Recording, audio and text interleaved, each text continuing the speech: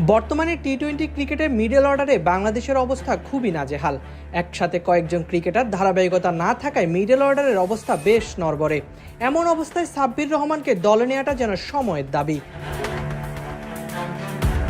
সাব্বির রহমান কোন ধরনের ক্রিকেটার তা কারো অজানা নয়। যখন তার ব্যাট জ্বলে ওঠে তখনই বোলারদের হাস্যোজ্জ্বল মুখ হয়ে যায় মলিন।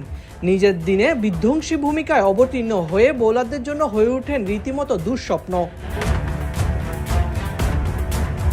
বিগত বেশ কিছুদিন যাবৎ সাব্বির রহমান রয়েছেন আলোচনায়। নিজের দেশের ঘরোয়া ক্রিকেট সহ বাইরের দেশের ছোট ছোট লিগে ভালো পারফর্ম করে আসছেন সাব্বির। গতবারের বিপিএলও ঢাকার হয়ে কিছু ইম্প্যাক্টফুল ইনিংস খেলতে দেখা গিয়েছে তাকে।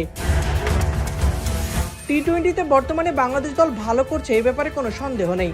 টানা চারটি সিরিজ জয়ের পর এখন আরেকটি সিরিজে জয়ের হাতছানি। ঘরের মাঠে ওয়েস্ট ইন্ডিজকে হারাতে পারলে একটানা 5 সিরিজ জয়ের গৌরব অর্জন করবে বাংলাদেশ। বাংলাদেশের টপ অর্ডারের অবস্থা তুলনামূলক ভালোই।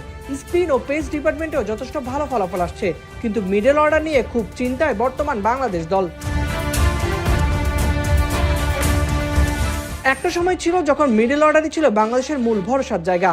সাকিব আল হাসান, মুশফিকুর রহিম ও মাহমুদুল্লাহ রিয়াদের ধারাবাহিক পারফরমেন্সে বহু ম্যাচ জয়লাভ করেছে বাংলাদেশ। তাসের ঘরের মতো ভেঙে পড়া টপ অর্ডারের ব্যর্থতা ও ভারসাম্য নিয়ে আসতো তারা।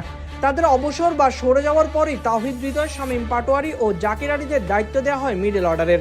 তবে সেই মিডল অর্ডার নিয়ে এখন ধুঁকছে বাংলাদেশ দল।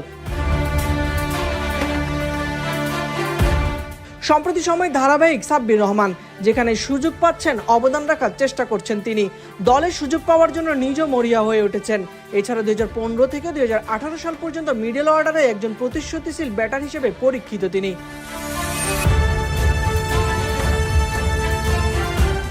এমন অবস্থায় ব্যাটিং অর্ডারের চতুর্থ বা পঞ্চম পজিশনে সাব্বির রহমানকে দেখতে অধীর আগ্রহী ভক্তকুল।